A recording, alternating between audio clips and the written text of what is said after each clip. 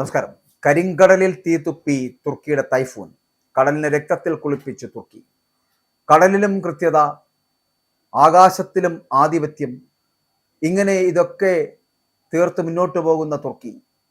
വളരെ തന്ത്രപ്രധാനമായിട്ടുള്ള തുർക്കിയുടെ തീതുപ്പുന്ന തൈഫൂൺ പരീക്ഷണ വിജയം കരിങ്കടലിൽ നടത്തിയിരിക്കുന്നു. സ്റ്റാറ്റിക് ലക്ഷ്യങ്ങളെ മാത്രമല്ല, ചലിക്കുന്ന സമുദ്ര ലക്ഷ്യങ്ങളെയും കൃത്യമായിട്ട് ടാർഗറ്റ് ചെയ്യുവാൻ തൈഫൂൺ മിസൈലിന് സാധിക്കുമെന്ന് ഈ പരീക്ഷണം തെളിയിച്ചു കഴിഞ്ഞിരിക്കുന്നു. പ്രതിരോധ മേഖലയിൽ വലിയ കുതിച്ചുചാട്ടം നടത്തി തുർക്കി കരിങ്കടലിൽ വെച്ച് തങ്ങളുടെ തൈഫൂൺ ബ്ലോക്ക് 3 മിസൈൽ ഉപയോഗിച്ച് നീങ്ങിക്കൊണ്ടിരിക്കുന്ന സമുദ്ര ലക്ഷ്യത്തെ കൃത്യതയോടെ തകർത്തു. ഈ പരീക്ഷണം തുർക്കിയുടെ മിസൈൽ സാങ്കേതിക വിദ്യയിലെ വലിയൊരു മുന്നേറ്റമായിട്ടാണ് അന്താരാഷ്ട്ര നിരീക്ഷകരടക്കം വിലയിരുത്തുന്നത്. സ്റ്റാറ്റിക് ലക്ഷ്യങ്ങളെ മാത്രമല്ല, ചലിക്കുന്ന സമുദ്ര ലക്ഷ്യങ്ങളെയും കൃത്യമായിട്ട് ടാർഗറ്റ് ചെയ്യുവാൻ തൈഫൂൺ മിസൈലിന് സാധിക്കുമെന്നാണ് ഈ പരീക്ഷണം തെളിയിച്ചിരിക്കുന്നത്. കരിങ്കടലിലെ തിരമാളകൾക്കിടയിലും ലക്ഷ്യത്തെ കൃത്യമായിട്ട് ഭേദിക്കുവാൻ ഈ മിസൈലിന് കഴിഞ്ഞു എന്നുള്ളതാണ്. മുൻ പതിപ്പുകളെ അപേക്ഷിച്ച് കൂടുതൽ കരുത്തും കൃത്യതയുമുള്ളതാണ് പുതിയ ബ്ലോക്ക് 3 പതിപ്പ് എന്ന് പറയപ്പെടുന്നത്. ഇത് തുർക്കിയുടെ ദൂരപരിധിയിലുള്ള മിസൈൽ ശേഷിയിൽ വലിയ വർധനമാണ് നൽകുന്നത്.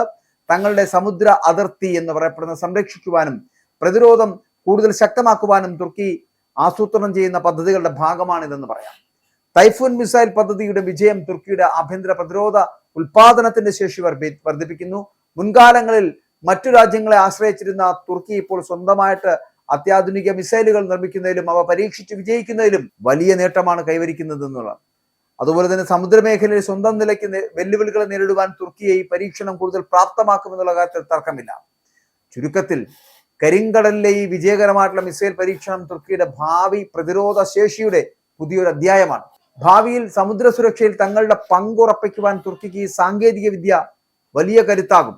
വരും ദിവസങ്ങളിൽ ഈ മിസൈലിന്റെ കൂടുതൽ പരീക്ഷണങ്ങൾ പ്രതീക്ഷിക്കുകയും ചെയ്യാം. എന്തായാലും ഒരു കാര്യം ഉറപ്പാക്കിയിരിക്കുന്നു, തുർക്കി ആരുടെ മുന്നിലും തലകുലിക്കുവാൻ തയ്യാറല്ല എന്നും.